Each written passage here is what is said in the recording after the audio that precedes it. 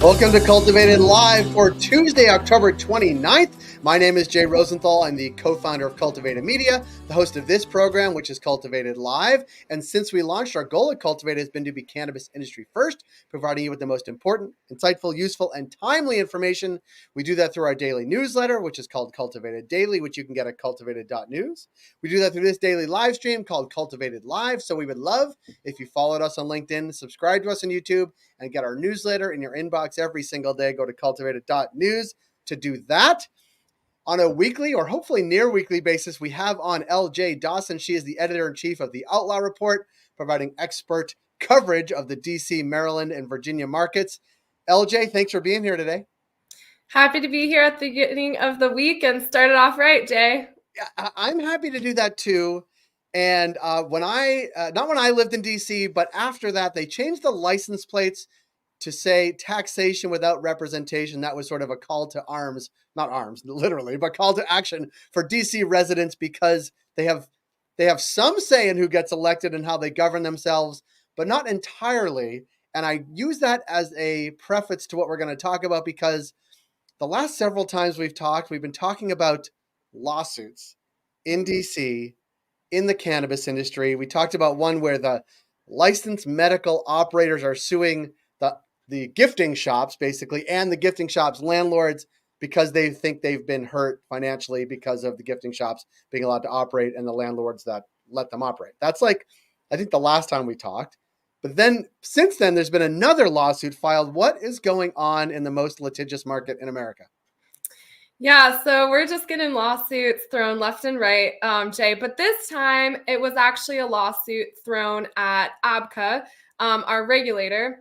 And we've been waiting for this. There's been rumors of the I-71 shops suing ABCA. That hasn't really come to fruition yet. However, there has been a huge problem on the hemp industry in DC because they feel like they are unfairly getting lobbed into the cannabis industry. And there's no separation on the regulator's viewpoint of that. And so they have been actually facing some of the unlicensed enforcement policies that, you would think an actual dispensary that was like selling, cannabis, THC over the 0.3%, federal hemp level is facing. And they got over it. And so they sued in the last week or so. They've sued the regulatory agency and said that you guys are causing damages. You cannot, lob us together, and that we are not cannabis. And they're getting into some legislative mumbo jumbo, but it was high time that this was challenged, because the district has been considering hemp CBD as cannabis for a very long time now. And these businesses don't agree with that. So we have the first one is the medical operators that are licensed in DC suing the gifting shops. Yep.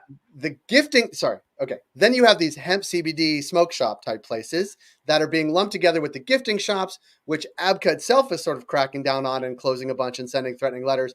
And those hemp shops are suing ABCA. So we have like triangulating lawsuits.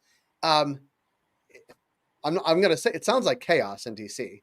And that you have the gifting shops operating with limited enforcement on them. You have the medical license shops that feel like they're losing tons of money to those gifting shops, and probably to the hemp shops too, and certainly to Maryland, which they cannot sue. But it's like there's a lot going on. And is this a case where ABCA is abdicating a bunch of their responsibilities because they're just not enforcing enough or licensing enough? Like, there's a lot going on, but it seems to be in this realm where everybody's upset because there's people taking their business.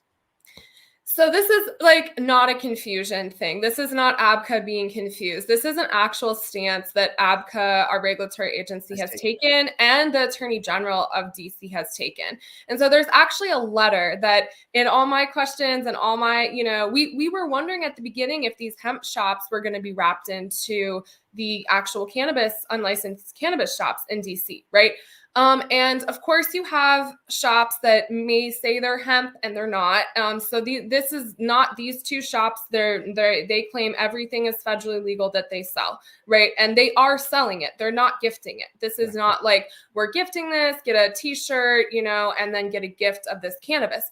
maybe not these two. I'm not talking about these two. There are other hemp shops that may have been selling THCA that, of course, as we know, is very intoxicating still. But that is going on across the country, right? Like that is something that is a loophole that the federal legalization of hemp in the Farm Bill caused. And so this was not a confusion thing for ABCA. This is something that they have been very forward saying that if you're selling CBD or hemp, you need a license. It's considered cannabis. And they keep referring to this letter that was put out by the Attorney General's office in DC. And it basically says that it's the same, that, hemp is considered cannabis in the district.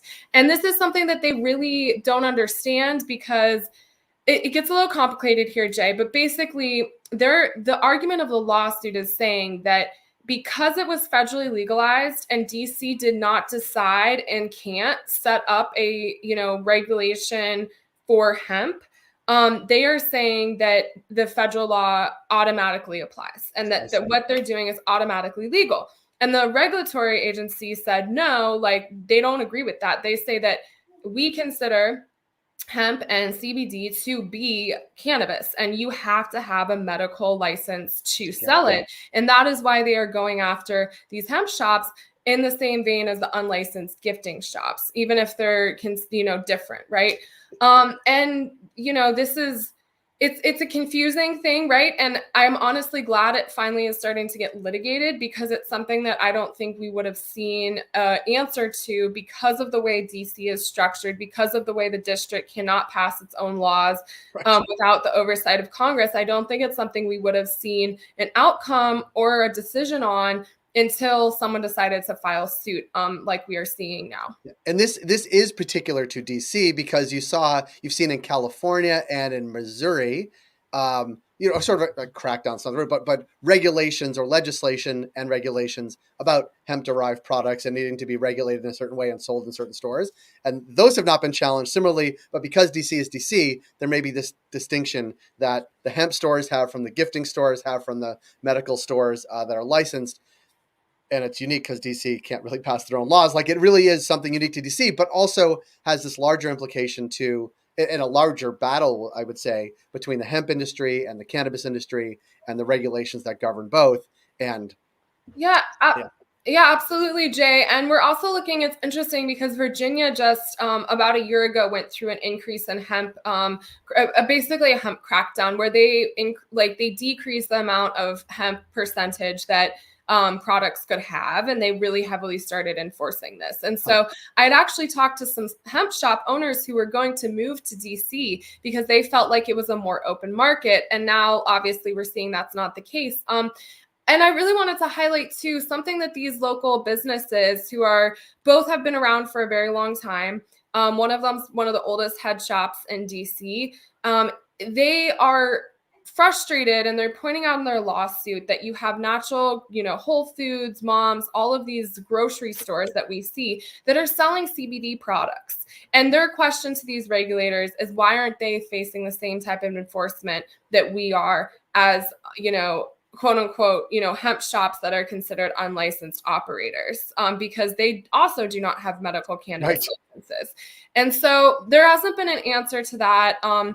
And, this is really impacting them. I think that's why they finally decided to file suit, is that in the suit, they detail trying to reach out, trying to address this with the council, with other politicians, and address this issue of the misunderstanding in their eyes of the hemp situation. And they haven't had any response. And so now they're seeing that some of them are getting close to the point where they would actually get padlocked in our enforcement, progression. And so they were like, this is our last, chance. And the first thing that they're asking for is an injunction to stop the enforcement against them and against hemp businesses. And they're claiming that they've already lost $500,000 in sales. And these aren't big businesses. There's certainly well-established local businesses, but there aren't big businesses. And so they've had products embargoed. They've had, enforcement, bad images in their mind, now because of getting lumped in with these unregulated gifting shops. And sorry to keep going, Jay, but that's another thing that they really are arguing, is they're saying, all our products are tested. They buy from federally legal CBD hemp sources. And so they're saying, we have testing for our products, and we are they were selling tested products before DC could even test their medically legal products. Right. And so that's another thing that they are kind of taking issue with as well. Well, this will be interesting, and I think all eyes will be on it, but that's why we have your eyes, because you're going to be watching it as close as anybody else, and we'll have you on a weekly basis. What is the next? So the first thing they're trying to do is get an injunction to stop the enforcement, and then we'll see the rest of the lawsuit sort of either take off or not, I guess. Yep. Yeah. And they're suing for damages. And we'll see. I think they're really just trying to finally get a response from the agency. And so there's a potential that if there's a new policy that comes out, but again, this gets complicated. The council has to put legislation in that. I think we're getting new legislation passed for the cannabis market that took almost a year to implement that still has to go through Congress, right? So there's emergency legislation, there's quick responses that the council and the DC government could do, but this is not going to ever be an uncomplicated situation in the district. That would be good to just frame. This will never be an uncomplicated situation for the district, because that applies to so many things, to this industry, to others as well. That we have these sort of lawsuits flying around, but that's why it's good to connect with you, because this one seems like it will be interesting to follow.